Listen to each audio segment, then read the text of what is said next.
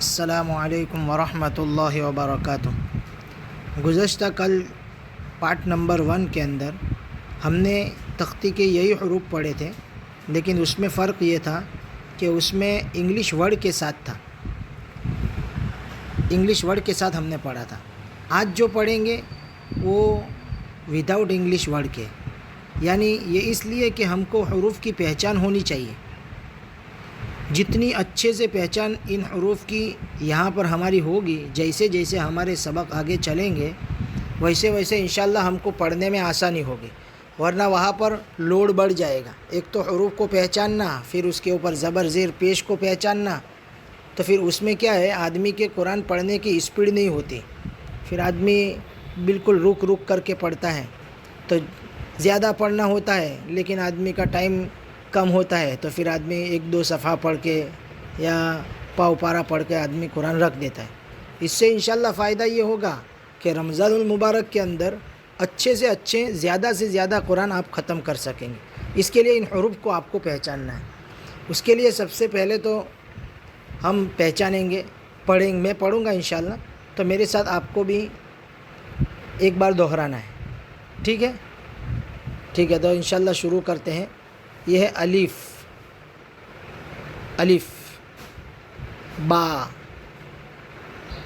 تا، ثا، جیم، حا، خو، دال، ذال، را، زا، سین، شین، صاد، ضاد، طا، ظا، عین، غین، فا، قاف، کاف، لام، میم، نون، واو، ہا، حمزہ، یا اور یا، یہ دونوں یا کی شکل ہے۔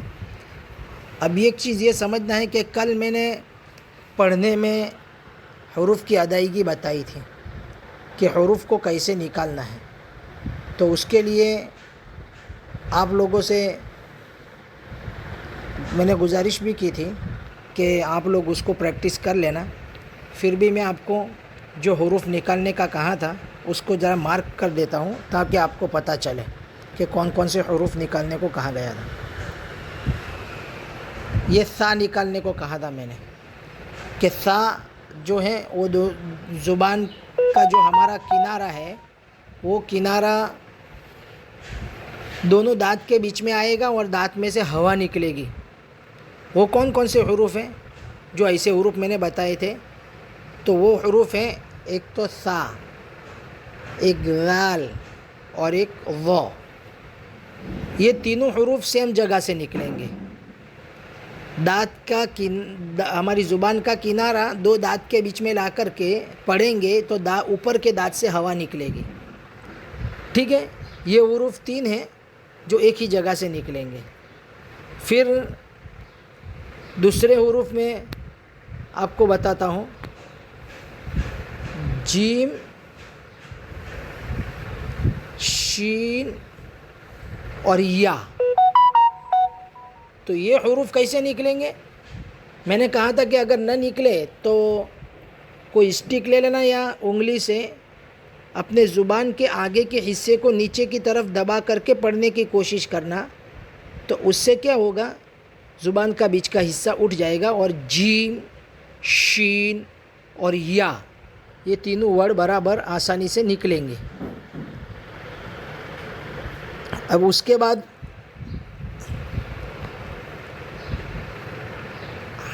ہا آئے گا۔ تو ہا جو ہے وہ میں نے بتایا تھا، گلے کی بیچ کی ہڈی جو ہے، جو کڑک حصہ ہوتا ہے وہاں تھوڑا سا فورس لگانے کو کہا تھا میں نے، انگلی رکھ کر کے، تاکہ آپ کو پتہ چلے کہ یہاں سے نکل پا رہا ہے یا نہیں نکل پا رہا۔ تو اس سے نکلے گئے یہ کلر والے حروف، حا اور عین۔ یہ اب کلر یاد رکھنا، حا اور عین، یہ جو بلو کلر ہے یہ دونوں ایک ہی جگہ سے نکلیں گے، اور جن کے کلر سیم ہیں، شین ہے، جیم ہے اور یا ہے، پھر ثا، ذال اور ضو کا کلر سیم ہے. تو یہ حروف ح اور عین یہ دونوں سیم جگہ سے نکلیں گے، گلے کے بیچ کی ہڈی سے. ٹھیک ہے. اب خو،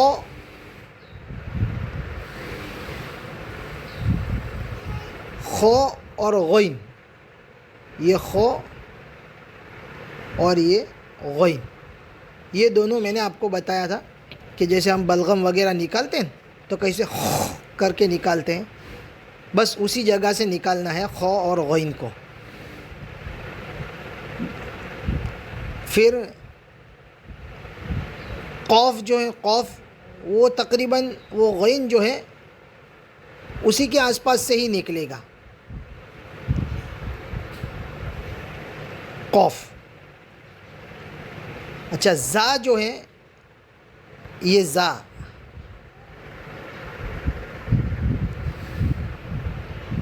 یہ زا، یہ زا جو ہے آپ کو میں بتاتا ہوں.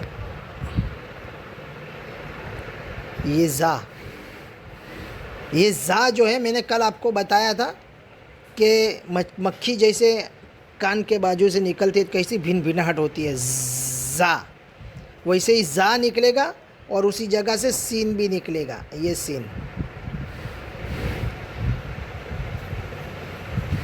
ٹھیک ہے. پھر صاد، زا، سین اور صاد یہ کلر سیم ہے سب کا. زا، سین اور صاد یہ تینوں سیم جگہ سے نکلیں گے.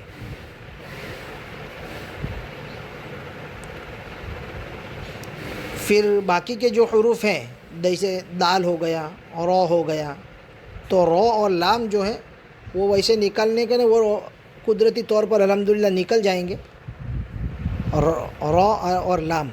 لیکن رو کو رو پڑھنا ہے، را مت پڑھنا، رو، کیونکہ آگے چل کے بھی قرآن میں جب ہم پڑھیں گے بسم اللہ الرحمن الرحیم، ہم یہاں پر رو نہیں پڑھتے، وہاں پر پھر رحمان الرحیم، رحمان الرحیم پڑھا جاتا ہے. اس لیے اس کی کوشش کرنا، اس کا مشق کرنا، اس کو ایک بار پڑھ لینا آپ. اور جہاں جہاں میں نے نشان لگائے ہیں میں دوبارہ اچھے سے نشان لگا دیتا ہوں کلر کے حساب سے، تو آپ لوگ اس کو انشاءاللہ سمجھ لیں گے.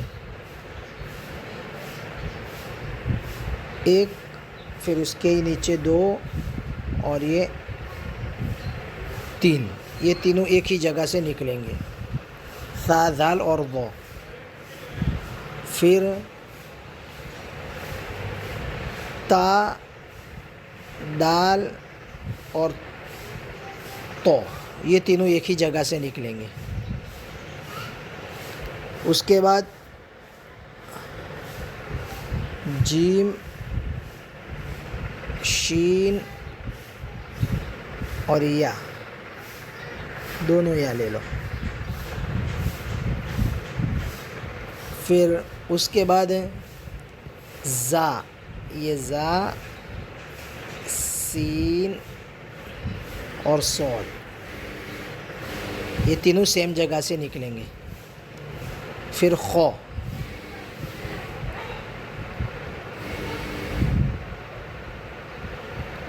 یہ خو، غین یہ دونوں ایک ہی جگہ سے نکلیں گے. اور قوف کو بھی آپ سیم وہی اس کے آگے پیچھے سے ہی قوف بھی نکلے گا، تو اس کو بھی آپ ایک اعتبار سے لے لیں گے تو بھی حرج نہیں ہے. پھر ضاد کا تو میں نے آپ کو بتا دیا تھا، وہ الگ سے نکلے گا. ضاد جو نکلے گا وہ زبان کا آگے کا حصہ جو ہے، وہ آگے کے جو دانت ہیں اوپر کے ہمارے، اس کے اندر کے جڑ میں زبان کا ہمارا کنارہ لے گا. تو کوشش کریں گے تو اللہ کی ذات سے امید ہے انشاءاللہ کہ آ جائے گا آسانی کے ساتھ. نہ تو آپ میں نے پڑھا ہے تو اس کو بھی ریورس کر کے آپ پڑھ لینا انشاءاللہ، تو آپ کے لیے آسان ہو جائے گا. ٹھیک ہے، آج کے لیے اتنا. السلام علیکم ورحمۃ اللہ وبرکاتہ.